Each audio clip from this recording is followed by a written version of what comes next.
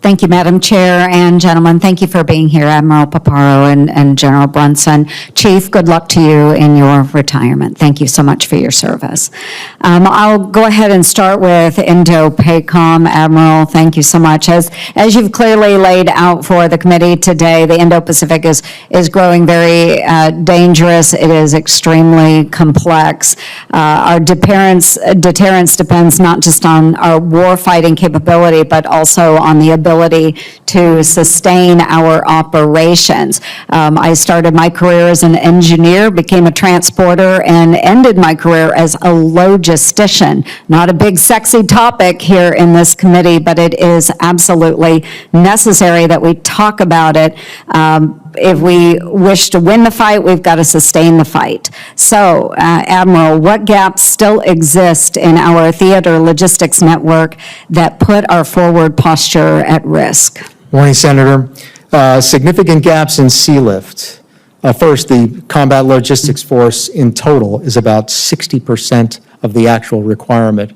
We account for that by hiring console tankers and by contracting other capabilities. But when the unforgiving hour comes, the only ships that will be able to commit to areas to put into harm's way will be gray ships. And as I utter these words, 17 of those combat logistics force ships are laid up for lack of manpower. In addition, I discussed in the previous committee, we have to have many millions of pounds of fuel, of jet fuel in the air for every capability. And so our tanker fleet is below what we need. We account for that for some contract air services as well. But once again, those same factors obtain for you have to have a gray tail. And then finally, just cargo lift and the number of short tons of C-17 lift. Like, for instance, just having moved a Patriot battalion into the CENTCOM AOR, it took 73 C-17 loads to move that Patriot battalion. 73. What's that? 73.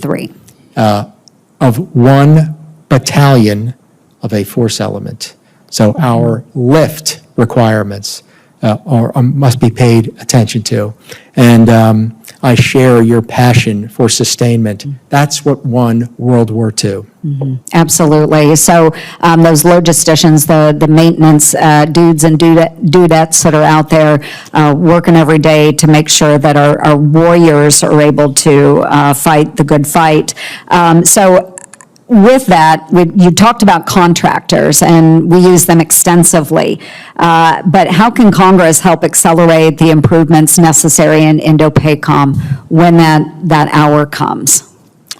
Well, I think we've got to get at the problems of why we don't have enough combat logistics force, and that's shipbuilding, why we don't have enough labor, and those are looking hard at pay and incentives in order to recruit and retain those people. Rates of production and diversifying the tanker fleet is key, and then continuing on to find alternatives of lift capability that we can order into harm's way. And then over top of all of this, we're incorporating artificial intelligence tools with command and control tools so that it's not an on-demand system, but so that we are executing that absolutely indispensable joint function as effectively as we possibly can. We are an AI-enabled headquarters, and that's important too, but you can't AI your way out of a material deficiency. Right. I agree completely, and we need to spend more time on this topic. But just very briefly, General Brunson, I apologize, I've got 30 seconds. We rely heavily on allies, neighbors, friends, or force multipliers, but so do our adversaries. We've heard that there are North Koreans now that are fighting the fight over in Ukraine. Can you tell us, what are the North Koreans learning from this experience, and what will they take back to your region?